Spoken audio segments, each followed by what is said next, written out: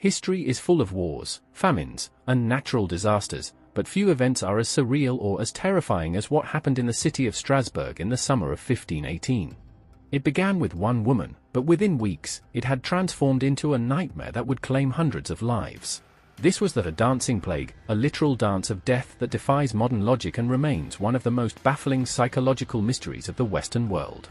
In July 1518, a woman named Frau Trophia stepped into a narrow street in Strasbourg and began to dance. There was no music. There was no celebration. Her face showed no joy, only a grim, determined trance. She danced for hours, then for days.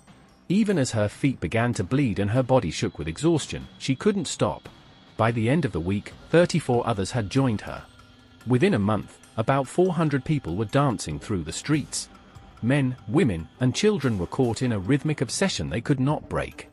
The city authorities, confused and desperate, made a fatal mistake, believing the dancers just needed to get it out of their systems. They built a wooden stage and hired musicians to keep the rhythm going. The result was a massacre.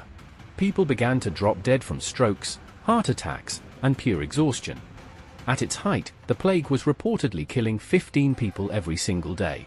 For centuries, historians and scientists have tried to find a rational explanation for this collective madness. How does an entire city lose control of its own limbs? One of the leading theories points to ergotism. As we've seen in other historical mysteries, the ergot fungus grows on damp rye and contains alkaloids similar to LSD. If the citizens of Strasbourg had eaten contaminated bread, they could have experienced massive hallucinations and muscle spasms. However, most experts today doubt this theory.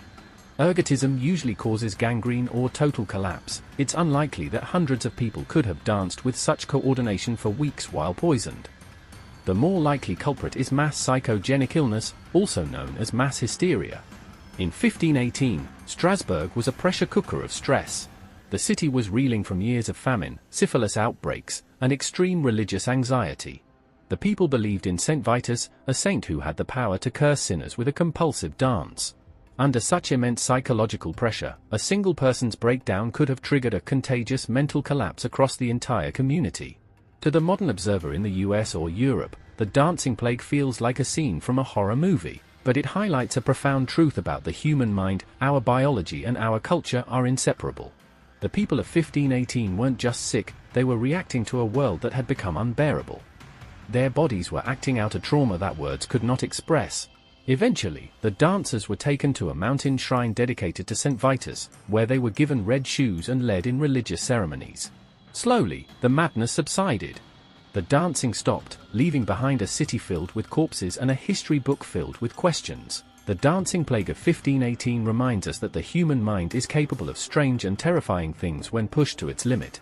We like to think of ourselves as rational beings in total control of our actions, but history shows that under the right conditions, we can become a part of a collective rhythm that leads to our own destruction.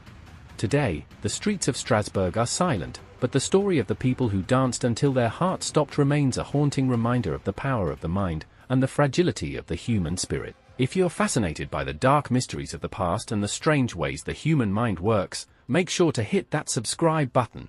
We explore the world's most bizarre historical events. Join our community of explorers, subscribe now and click the bell icon. Tell us in the comments, do you think this was a physical sickness or a mental breakdown?